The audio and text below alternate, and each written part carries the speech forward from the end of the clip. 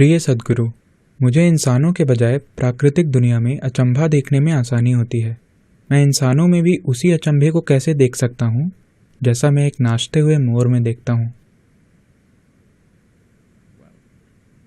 तो वो एक इंसान है ना? नहीं, मैंने सोचा कि कहीं एक चिड़िया सवाल पूछ रही हो तो इंसानों के पास एक मोर की तरह सुंदर पंख नहीं होते। हमारे पास नहीं है। हम उन्हें पहन सकते हैं, लेकिन वो सिर्फ पहनी हुई चीज होगी। वो मोर के पंख की तरह नहीं होगा। तो उन चीजों में अचंभा देखना आसान होता है जिनके साथ आपको कुछ साझा नहीं करना होता। दुनिया में एक ऐसी पूरी संस्कृति बड़ी हो रही है जहां लोग कहते फिरते हैं कि मैं पूरी मानवता से प्यार करता हूं, लेकिन मैं अपने बगल में बैठे आदमी को सहन नहीं कर सकता। उदाहरण के लिए, भगवान से प्यार करना बहुत आसान है, क्योंकि वो कभी भी आकर डिनर टेबल पर आपके साथ नहीं बैठते। शायद आप उनका नाम लेते हैं, लेकिन अगर वो डिनर के लिए आ जाते हैं तो फिर दिक्कत होगी। चूंकि वो कभी आते नहीं हैं, आप जो कुछ भी उन्हें अर्पित करते हैं, आपको साफ पता होता है कि वो सिर्फ आपको ही खाने को मिलेगा। हाँ, अगर वो खाना शुरू कर दें तो अर्पण हवा में उड़ जाएगा। मुझे ये बताना होगा, ऐसा हुआ।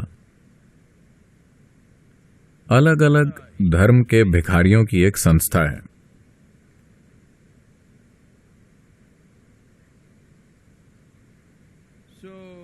इसके केवल 3 सदस्य हैं। एक भिखारी हिंदू है, एक भिखारी क्रिश्चियन है, एक भिखारी मुसलमान है। तो वो कह रहे थे कि वो बहुत धार्मिक हैं, लेकिन उनके आर्थिक हालातों के कारण उन्हें साथ रहना पड़ता है, वरना वो लड़ाई करेंगे। तो एक दिन वो पेड़ के नीचे मिले और हिंदू भिखारी ये दिखाना चाहता था कि वो वाकई में एक भक्त है। उसने कहा, देखो, हर दिन मुझे भीख में जो कुछ भी मिलता है, आमतौर पर मुझे जितने भी पैसे मिलते हैं जिसमें सिक्के होते हैं और अलग अलग तरह के छोटे नोट होते हैं, मैं एक बड़ा सा ओम लिखता हूं, ओम, और फिर मैं सारा पैसा ऊपर उछालता हूं। ओम के ऊपर जो कुछ भी गिरता है वो शिव का है, बाकी मेरा है।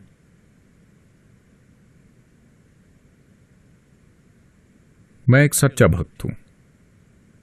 ओम तो आप जानते हैं, बड़ी सी पूंछ और ऐसा ऐसा और वो सब। मुसलमान भिखारी ने कहा, मैं भी ऐसा ही कुछ करता हूं, लेकिन हमारे लिए पहले दिन का चांद पाक होता है, पहले दिन का पतला सा चांद। मैं पहले दिन के चांद का एक चित्र बनाता हूं और फिर पैसे उछालता हूं। जो कुछ भी चांद पर गिरता है वो अल्लाह का है, बाकी मेरा है।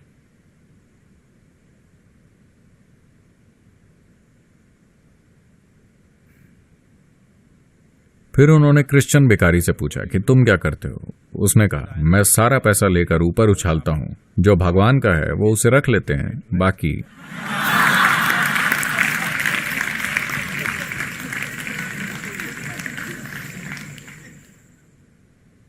इस तरह एक मोर को प्यार करना आसान है, जो नाच रहा है और जो सुंदर है, क्योंकि वो आपसे कुछ मांगता नहीं है। दरअसल वो आपको पसंद भी नहीं करता, वो आपको कोई महत्व नहीं देता। क्या आपने गौर किया है कि हमारे मोर आपको कैसे देखते हैं?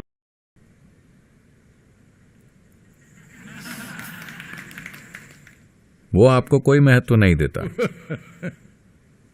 तो आपके देने के लिए कुछ भी नहीं है, आपको कुछ भी नहीं करना है, आप बस दूर से उसका आनंद ले सकते हैं। इसी कारण आजकल ढेरों लोगों के लव अफेयर चलते रहते हैं, फेसबुक पर, टिकटॉक पर और जो भी, इंस्टाग्राम और जो भी, क्योंकि आपको उनसे मिलना नहीं है, आपको उनके साथ कोई भी चीज साझा नहीं करनी। आपको बाथरूम के बाहर इंतजार नहीं करना है जब वो उसे यूज कर रहे हो। आपको उनके पीछे लाइन पर खड़े नहीं होना है, कुछ भी नहीं, सब कुछ इंस्टेंट है। अगर आपको वो पसंद नहीं आता तो आप उसे बंद कर सकते हैं और अकाउंट को मिटा सकते हैं। तो मोर आता है, नाचता है, आपको बहुत पसंद आता है, वो चला जाता है, कोई समस्या नहीं, आपको उसे रखना नहीं है। एक काम कीजिए, एक मोर को 3 दिनों के लिए अपने बेडरूम में रखिए, वो हर जगह बीट कर देगा और रात को वो करेगा बहुत तेज आवाज में। लोगों को शायद पता ना हो, हर दिन मैं जहां रहता हूं वो उसकी छत में होते हैं, पै पू वो सुबह सुबह शुरू हो जाते हैं, ठीक है। तो अपने घर में एक मोर को 3 दिनों के लिए रखिए, फिर देखते हैं कि आप उनको कितना पसंद करते हैं। तो इंसान एक मुश्किल प्रजाति है, इसमें आप भी शामिल हैं। तो इसे ये मत देखिए, हम बात कर रहे हैं कि नस्ल, धर्म, जाति, पंथ, लिंग का भेद नहीं होना चाहिए। इस बारे में बहुत सारी बातें चल रही हैं। मैं आपको बता रहा हूं, प्रजातियों के बारे में भी लकीर मत खींचिए। क्यों? मैं एक बंदर से प्यार करता हूं, लेकिन मैं एक इंसान से प्यार नहीं कर सकता। इसका मतलब है कि आपके भीतर एक विकासवादी समस्या है। मुझे बंदरों से प्यार है, लेकिन मैं इंसानों को नहीं सह सकता। इसका क्या मतलब है? आपको विकास पसंद नहीं है? तो ये बहुत आकर्षक लगता है जब एक बंदर हर जगह कूदता रहता है, एक शाखा से दूसरी शाखा तक, शानदार। बस एक दिन शिव पादम में अपनी खिड़की खुली रखें, कुछ बंदर आपके कमरे में आ गए, आप गए काम से। वो खाएंगे, वो फाड़ेंगे, वो पूरी जगह पर गंदगी करेंगे, वो वहां मौजूद हर चीज को बर्बाद कर देंगे और चले जाएंगे। अब आप आकर कहेंगे, वाह मेरे प्यारे बंदर, उन्होंने कितना बढ़िया काम किया है। नहीं, ये उस तरह काम नहीं करेगा। तो ठीक है, कम से कम आप पक्षियों का आनंद ले रहे हैं, ये अच्छा है। ये एक प्रकार की लॉबी है जिसे पक्षी विज्ञानी कहा जाता है। आप पक्षियों का आनंद लेते हैं, पक्षियों का अध्ययन करते हैं या पक्षियों का आनंद लेते हैं, बर्ड वॉचिंग। लेकिन वही पक्षी अगर आपके कमरे में घुस जाएं तो बात अलग है। इंसानों के साथ समस्या ये है कि आप हर जगह उनका सामना करते हैं। वो आपके घर में हैं, वो आपके ऑफिस में हैं, वो हर जगह हैं। वो बस कहीं दूर नाच नहीं रहे। अगर वो बस दूर से नाच रहे होते तो आप उन्हें भी पसंद करते। समस्या ये है कि आपको उनके साथ काम करना होगा, आपको उनके साथ रहना होगा, आपको हर दिन उन्हें मैनेज करना होगा। ये एक समस्या है। तो मैं चाहता हूं कि आप इसे समझें। इसमें कुछ भी गलत नहीं है कि आप एक नाचते हुए मोर को पसंद करते हैं, उसकी सराहना करते हैं, ये बिल्कुल ठीक है। आपको उसे तब भी पसंद करना चाहिए जब वो नाच न रहा हो, ये ठीक है। लेकिन मेंढक कह रहा है कि सांप कहाँ है? जब मोर होते हैं तो वो सांपों को खा जाते हैं। हर कुछ दिनों में मैं सांपों को लाकर उन्हें बगीचे में छोड़ रहा हूं, लेकिन ये मोर कुछ ही समय में उन्हें खा जाते हैं। आपको मोर पसंद होंगे, मैं भी उन्हें पसंद करता हूं, लेकिन मैं चाहूंगा कि कुछ सांप भी घूम रहे हों, लेकिन वो सभी कुछ ही समय में खा लिए जाते हैं। तो दूरी होने पर प्यार करना आसान होता है। देखिए, इस वायरस के समय में कई लोग अभी वो किस बारे में शिकायत कर रहे हैं? उनके प्रियजन, वो उनके साथ घर में बंद हैं। बड़ी मुसीबत। घरेलू हिंसा बढ़ गई है। पता है, कुछ लोग कह रहे हैं कि 100%, कुछ देशों में हर तरह की परेशानियां, हर कोई पूछ रहा है, सलाह मांग रहा है, क्या करें, इस परिवार को कैसे मैनेज करें। ये वही लोग हैं जिनकी आप कमी महसूस कर रहे थे क्योंकि वो हर दिन ऑफिस जाते थे। आप इतने लंबे समय के लिए क्यों चले गए? लेकिन अब वो घर पर हैं और मुसीबत बने हुए हैं। दूरी एक अद्भुत चीज है। मौत एक शानदार चीज है। देखिए, मरे हुए लोगों को हमेशा सभी प्यार करते हैं। क्या आपने इस पर गौर किया है? जैसे ही उनकी मौत हुई, अचानक वो पूजा के योग्य बन गए। आपने उनकी पूजा तब क्यों नहीं की जब वो जिंदा थे? ऐसा क्यों है कि मरते ही वो पूजा के योग्य बन गए? दुनिया में कहीं भी लोग उन्हें ऊपर रखते हैं और ऐसा करते हैं, फूल डालते हैं या जो भी करते हैं, सिर्फ इसलिए कि वो मर चुके हैं।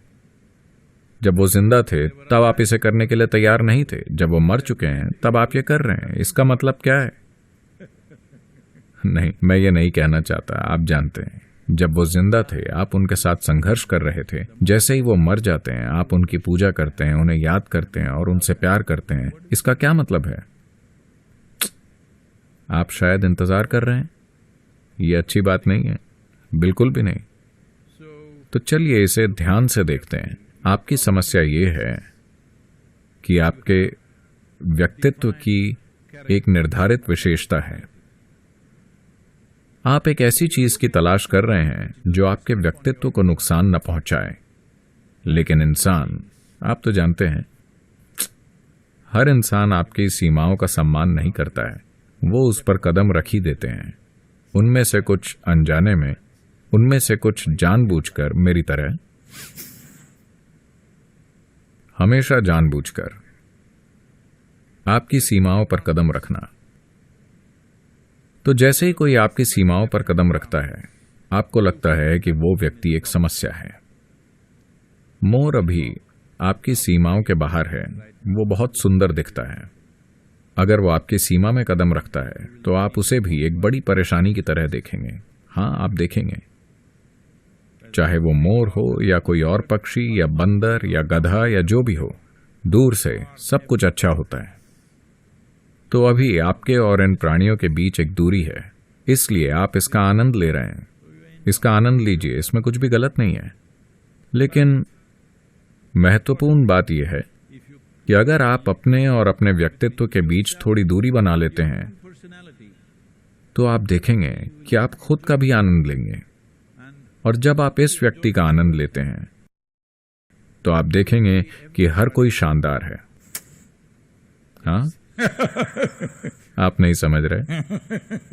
मैं कह रहा हूं कि जब आप इस व्यक्ति का आनंद लेते हैं तो हर कोई शानदार लगता है। आप हर किसी का आनंद ले सकते हैं क्योंकि अब आप लोगों को वैसे देखते हैं जैसे वो हैं। आपके पास कोई ढांचा नहीं जिसमें उन्हें फिट होना होगा, वो उसमें फिट नहीं होते हैं। इसी वजह से भारत में हमने एक देवता की विशेषताएं इस तरह से बनाई कि उस आदमी को स्वीकार करना असंभव होगा अगर वो यहां हो। तो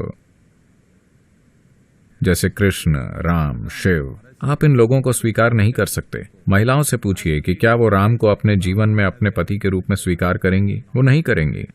पूछे कि क्या वो कृष्णा को स्वीकार करेंगी अपने जीवन में पति के रूप में? वो नहीं करेंगी। Because it's too much trouble. लेकिन 6000 साल की दूरी के साथ वो कितने शानदार दिखते हैं, कितने शानदार। और शिव, असंभव आदमी।